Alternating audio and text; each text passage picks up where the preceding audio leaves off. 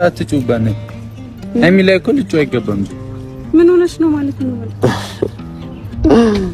አረ ቡራ አይ እኔ ነኝ ጥፋተኛው። እኔ እኮ በፍቅርም በምንም እኮ ልረዳህ እችላለሁ። ፈልገው አይደለም አይ ወንድ ልጅ ነህ ብዬ ነበር ማለት ወንድ ልጅ ነህ እኔ ነኝ። እሺ የፈለገ ወንድ ልጅ ቢሆን ሀይሚ ወሳኝ ነገር ተናግራለች ማለት ነው።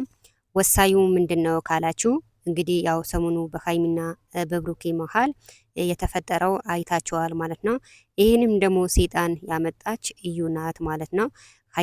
ሀይሚና ብሩኬ እንዲለያዩ ያው ብትወጣም ብትወርድም ብትሰቀልም ብተኛም ያው መቼም አልተሳካላትም እንጂ ያው ሀይሚና ብሩኬ እንዲለያዩ ያው የምትፈልግ ሰው ናት ማለት ነው። እንግዲህ ያው እንዳያችሁም ደግሞ ልጁ የብሩኬ ሳይሆን የብሩኬ ነው ብላ ግግም ብላለች።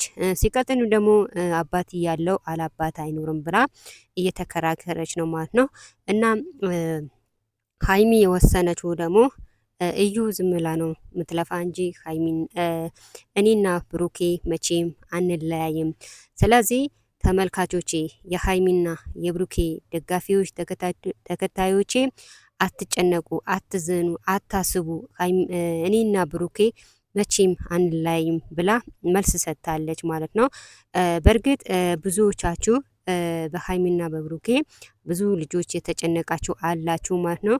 ሀይሚና ብሩኬ ይለያዩ ይሆናል ወይ ወስ እንዴት ነው በማለት ያው ሁላችሁም ተጨንቃችኋል ማለት ነው። ብዙዎቻችሁም ግን ሀይሚና ብሩኬ አይለያዩም በማለት ብዙዎቻችሁ እየታገላችሁ ነው ማለት ነው። አሁንም ቢሆን ሀይሚና ብሩኬ እንዳይለያዩ ከጎኗ መሆን አለባችሁ፣ ከብሩኬም እንደዛ ማለት ነው። እና ሀይሚም ተናግራለች ማለት ነው። ቤተሰቦቼ አታስቡ፣ እንዳትጨናነቁ እኔና ብሩኬ ምንም ቢመጣ አንለያይም ብላ ተናግራለች ማለት ነው። ግን ቪዲዮ ስትጀምሩት በላይክ በሰብስክራይብ ጀምሮ ትላለሁ። ለማንኛውም ቻው።